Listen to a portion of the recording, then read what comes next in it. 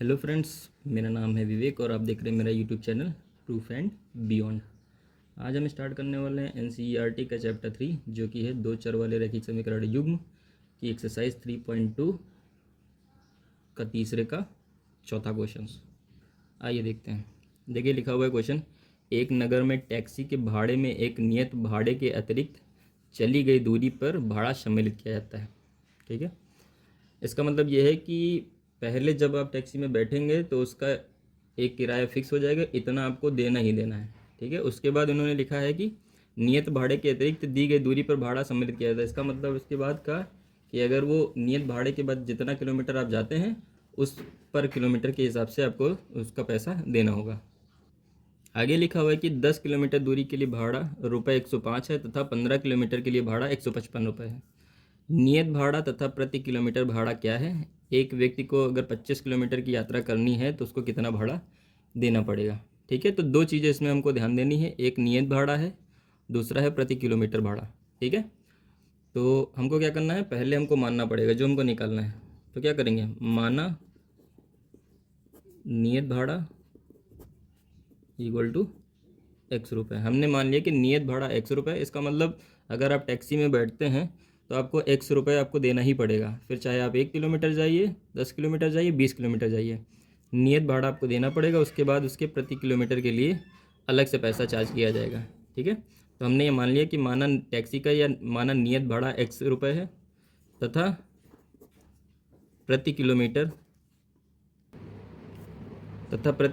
भाड़ा वाई रुपये है। तो हमने मान लिया कि माना नियत भाड़ा एक्स रुपये है तथा प्रति किलोमीटर भाड़ा वाई रुपये है। ठीक है, तो अब देखिए प्रश्नानुसार क्या पहले बोला गया है। प्रश्नानुसार उसने पहले बोला है कि 10 किलोमीटर के लिए भाड़ा 105 रुपये। ध्यान से देखिए, एक्स नियत भाड़ा है, मतलब आप टैक्सी में बैठेंगे एक्स रुपये आपको देना ही देना है, प्लस हर 1 किलोमीटर के लिए उसको वाई के हिसाब से देना। वो कितना किलोमीटर गया है, 10 किलोमीटर गया है, और वाई के हिसाब से देना है तो वाई हो जाएगा। तो 10 किलोमीटर का 10 वाई रुपये हो, सब मिला के उसने कितना दिया है, 105 रुपये। ये आपका पहली कंडीशन आप बन के तैयार हो गई।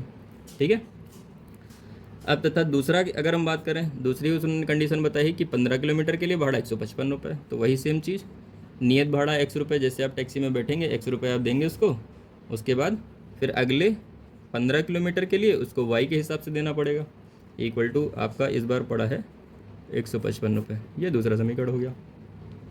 अब देखिए क्या करते थे, उसी तरीके से आपको इसको सॉल्व करना होगा। प्रतिस्थापन विधि से इसको हम सॉल्व करते हैं। आइए देखते क्या करेंगे, किसी एक समीकरण से वैल्यू निकालेंगे और दूसरे समीकरण में रखेंगे। ये देखिए, अगर एक से निकालें x प्लस का 10y इक्वल टू 105, अगर y को उधर भेज देंगे तो हो जाएगा x इक्वल टू 105 माइनस का 10y। इसको आप कर लीजिए समीकरण 3। फिर क्या करेंगे, ये 3 वाला वैल्यू उठा करके अब 1 से निकाला था 2 में रख दीजिए। समीकरण 3 से प्राप्त x का मान समीकरण 2 में रखने पर, या आप सीधे सीधे ये भी लिख सकते हैं कि x का मान समीकरण 2 में रखने पर। अब आप रख देते हैं। देखिए x की वैल्यू कितना है, 105 माइनस का 10y इक्वल टू, और प्लस का ये देखिए इसके साथ में था, x की वैल्यू आपने रखा 105 माइनस 10y, प्लस का x 15y था तो वो भी लिख दीजिए 15y इक्वल टू, उसके बाद लिखा था 155। अब देखिए 105, अब देखिए 15 से 10 जाएगा, हो जाएगा 5y इक्वल टू 155। ठीक है, अब देखिए 5y की वैल्यू हमको चाहिए y की, इसको उधर भेज देते हैं, हो जाएगा 155 माइनस का 105। तो ये देखिए 5y इक्वल टू हो जाएगा 155 से 105 जाएगा, बचेगा 50। ये देखिए 5 गुणा में है तो इधर जाएगा तो भाग में, 50/5, 5 एकम 5, 10 बारी में 50। तो y का वैल्यू कितना आ गया, 10। ठीक है, y आपने माना था प्रति किलोमीटर भाड़ा।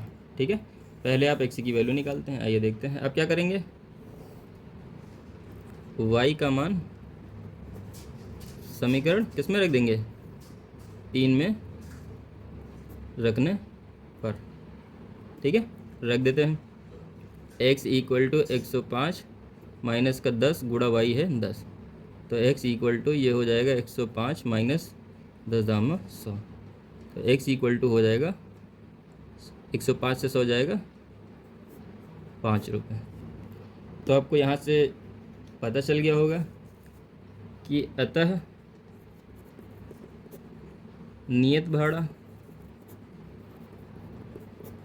कितना है, आपने क्या माना था, x इक्वल टू 5 रुपये, ठीक है, तथा प्रति किलोमीटर भाड़ा आपने क्या माना था, y इक्वल टू 10 रुपये। तो यहाँ से आपका ये दोनों आंसर निकल गया कि जब आप टैक्सी में बैठेंगे तो आप उसको 5 रुपये देंगे, उसके बाद जितना किलोमीटर आपको जानना है उतने किलोमीटर का 10 रुपये प्रति किलोमीटर के हिसाब से आपको उसको पेमेंट करना होगा। ये हो गया आपका आंसर। तो अगला क्वेश्चन लिखा हुआ है कि यदि किसी भिन्न के अंश और हर दोनों में 2 जोड़ दिया जाए तो वह 9/11 हो जाती है। यदि अंश और हर दोनों में 3 जोड़ दिया जाए तो वह 5/6 हो जाती है। वह भिन्न याद कीजिए। आइए देखते हैं, जो निकालना है उसी को पहले मानेंगे। माना भिन्न x/y है, ठीक है, अब मान लिए। अब प्रश्नानुसार देखिए क्या बोला जा रहा है। प्रश्न के अनुसार या पहली कंडीशन दूसरी कंडीशन भी आप लिख सकते हैं, ठीक है। ये आपकी भिन्न दी हुई, उसने बोला है कि अंश और हर में 2 जोड़ दिया जाए, इसमें भी 2 जोड़ दिया जाए, इसमें भी 2 जोड़ दिया जाता है, तो भिन्न कितनी हो जा रही है, 9/11 हो जा रही है, ठीक है। तो ये क्वेश्चन के अकॉर्डिंग हमने उसने जो बोला है करने के लिए उतना हमने कर लिया। अब क्या करेंगे, क्रॉस मल्टीप्लिकेशन करेंगे, इसको सॉल्व करेंगे। 11 से इसको गुणा करेंगे, हो जाएगा ये ऐसे करके एरो बना लीजिए इधर। 11x प्लस का 11 को 2 से करेंगे 22 इक्वल टू इसको उधर करेंगे 9y प्लस का 9 दूनी 18, ठीक है। इसको इधर ले आइए, इसको उधर ले जाइए, देखिए हो जाएगा 11x माइनस का 9y इक्वल टू 18 पहले से है माइनस का 22, देखिए हो जाएगा 11x माइनस का 9y इक्वल टू 18 और 4 22 माइनस का 4। ये पहला समीकरण हो गया, पहली कंडीशन के अकॉर्डिंग आपने बना लिया। अब देखिए हमको क्या करना है, पुनः दोबारा आपको फिर से कंडीशन दी गई है। क्या बोला गया है, ये आपका भिन्न है, उसमें फिर से क्या बोला गया है कि अगर 3 को जोड़, पुनः हमको क्या करना है, x/y आपकी भिन्न है, उसने बोला है कि 3 अगर दोनों में अंश और हर दोनों में जोड़ दिया जाए तो आपकी भिन्न हो जाती है 5/6, ठीक है। अब इससे एक दूसरी कंडीशन बना लेते हैं। देखिए इसको इधर से गुणा कर लेंगे, क्रॉस मल्टीप्लिकेशन हो जाता है। 6 को गुणा करेंगे x से 6x हो जाएगा, प्लस 6 को 3 से गुणा करेंगे 18 हो जाएगा, इक्वल टू 5 को y से करेंगे हो जाएगा 5y प्लस का 5 × 15। अब देखिए y को इधर ले आते हैं, 6x माइनस का 5y इक्वल टू उधर 15 पहले से लिखा हुआ है, 18 उधर जाएगा तो माइनस का 18 हो जाएगा, ठीक है। अब देखिए 6x माइनस का 5y इक्वल टू 15 से 18 जाएगा माइनस का 3।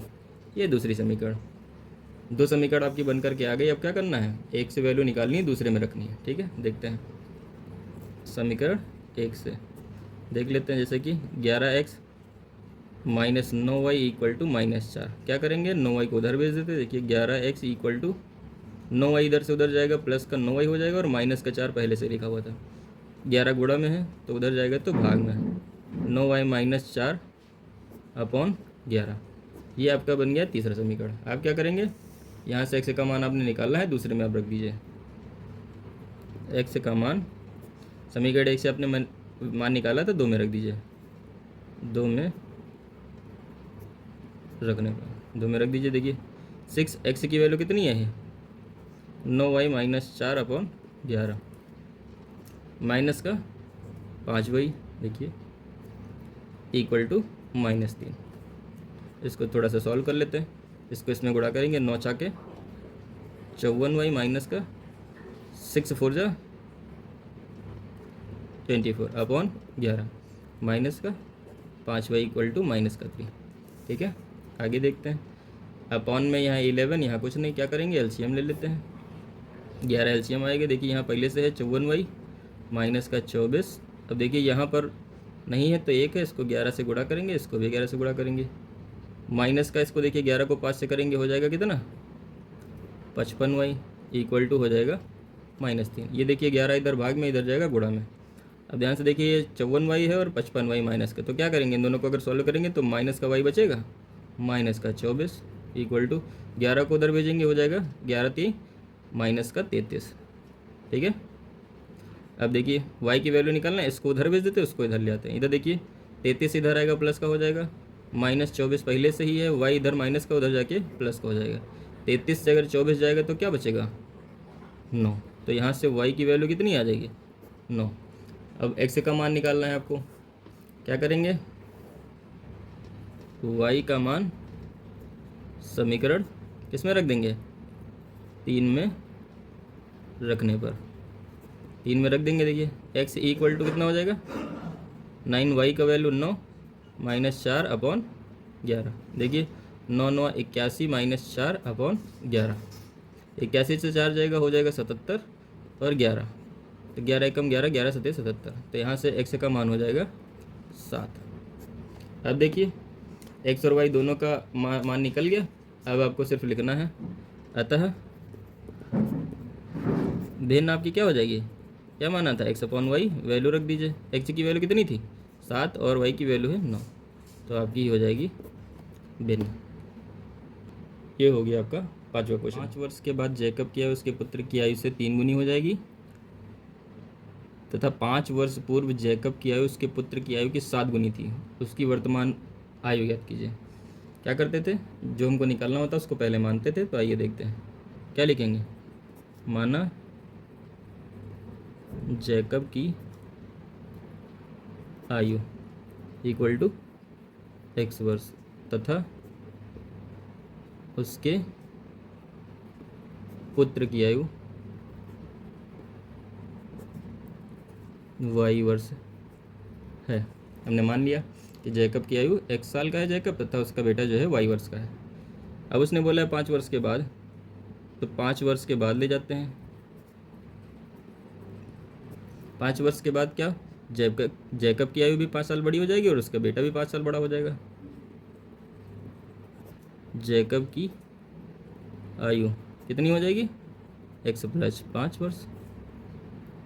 इस समय जितने का है जैकब उससे 5 साल और बड़ा हो जाएगा, तथा उसका पुत्र की आयु कितनी हो जाएगी, वही सेम चीज़, पुत्र y साल का था वो भी 5 साल बड़ा हो जाएगा, y + 5 वर्ष का हो जाएगा। ठीक है। अब देखिए प्रश्नानुसार उसने क्या बोला है, कंडीशन के अकॉर्डिंग उसने बोला जैकब की आयु उसके पुत्र की आयु से 3 गुनी है। अब देखिए जैकब की आयु क्या है, x + 5, उसके पुत्र की आयु कितनी है, y + 5, तो उसके पुत्र की आयु की 3 गुनी हो जाएगी किसकी, जैकब की आयु। देखिए ये जैकब की आयु थी x + 5, ये y + 5 उसके पुत्र की आयु का 3 गुना कर देंगे, जैकब की आयु के बराबर हो जाएगा। अब देखिए इससे एक इक्वेशन बना लेते हैं, x + 5 इक्वल टू, इसको गुणा करेंगे हो जाएगा 3y + का 5 3 15। ठीक है। इसको इधर भेज लेते हैं, उसको उधर भेज देते हैं। x - 3y इक्वल टू, देखिए 15 पहले से है, ये 5 उधर जाएगा -5। देखिए x - 3y इक्वल टू 15 से 5 जाएगा हो जाएगा 10। ये पहली कंडीशन। ठीक है। अब देखिए उसने बोला है कि 5 वर्ष बाद, क्वेश्चन में देखिए क्या लिखा, 5 वर्ष बाद वाला कंडीशन आपका हो गया। अब लिखा है 5 वर्ष पूर्व, तो हम क्या करेंगे, 5 वर्ष पूर्व। अब 5 साल पहले ले जाते हैं, तो जैकब की आयु देखिए, जैकब की आयु कितना है, अभी देखिए क्या था, वर्तमान में इस समय उसकी आयु कितनी है, x वर्ष है, तो जैकब की आयु कितनी हो जाएगी, 5 साल पहले की बात करी जाएगी, तो x - 5 वर्ष हो जाएगा। तथा पुत्र की आयु कितनी हो जाएगी, पुत्र इस समय है y साल का, तो उसका पुत्र की आयु भी 5 साल कम हो जाएगा, y - 5 वर्ष। ठीक है। अब देखिए फिर से देखेंगे प्रश्नानुसार क्या बोला है, अकॉर्डिंग टू क्वेश्चन उसने क्या बोला है कि 5 वर्ष पूर्व जैकब की आयु उसके पुत्र की आयु की 7 गुनी है। जैकब की आयु इस समय है x - 5, उसके पुत्र की आयु है y - 5। बोला जैकब की आयु उसके पुत्र की आयु की 7 गुनी। अब देखिए पुत्र की आयु का 7 गुना कर दिया है। अब इसको भी सॉल्व कर लेंगे, x - 5 इक्वल टू 7y - 7 × 35। इसको इधर ले आते हैं, इसको भी इधर भेज देते हैं। ये आप ऐसा करिए, 5 को उधर भेज दीजिए, x की वैल्यू सीधे निकल जाएगी। देखिए 7y, 5 उधर जाएगा, माइनस का 35 है, प्लस का 5 और हो जाएगा, तो x इक्वल टू 7y 35 से 5 जाएगा माइनस का 30, ये दूसरा समीकरण आपका हो जाएगा। ठीक है, अब यहाँ से देखिए x का मान निकाल लिया है, 1 में रख दीजिए। x का मान समीकरण 1 में रखने पर रख देते हैं।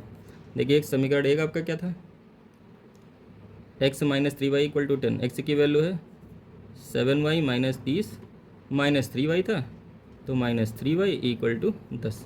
अब देखिए 7y से 3y जाएगा तो क्या बचेगा, 4y माइनस 30 है, इसको उधर भेज देंगे, हो जाएगा प्लस का 30, तो 10 पहले से था, प्लस का 30 और हो जाएगा। तो यहाँ से y का वैल्यू निकल जाएगा 30 और 10 40, 4 गुणा में। अब देखिए 4 गुणा में y उधर जाएगा तो भाग में हो जाएगा, तो y इक्वल टू 40/4, 4 एकम 4 दामा 40। तो यहाँ से y का वैल्यू निकल जाएगा 10। y कौन था, पुत्र, हमको पता चल गया y का मान आ गया। अब क्या करेंगे, y का मान समीकरण 2 में रख दीजिए। आप किसी भी समीकरण में रख देंगे तो उसका आंसर आ जाएगा। तो x इक्वल टू 7y की वैल्यू है 10 माइनस का 30, x इक्वल टू 10 को 7 से गुणा करेंगे 70 माइनस 30, तो x इक्वल टू 70 से 30 जाएगा 40, ये हो गया आपका वर्ष। तो अब यहाँ आप आंसर लिख देंगे। अतः जैकब की आयु क्या मानी थी आपने, x इक्वल टू 40 वर्ष, तथा पुत्र की आयु क्या मानी थी आपने, y इक्वल टू 10 वर्ष है। तो इस तरह से आपका ये आंसर निकल जाएगा। उम्मीद करते हैं कि ये एक्सरसाइज आपको समझ में आई होगी। अगर इस एक्सरसाइज से रिलेटेड कुछ डाउट है तो आप हमारे कमेंट सेक्शन में जाके पूछ सकते हैं। धन्यवाद।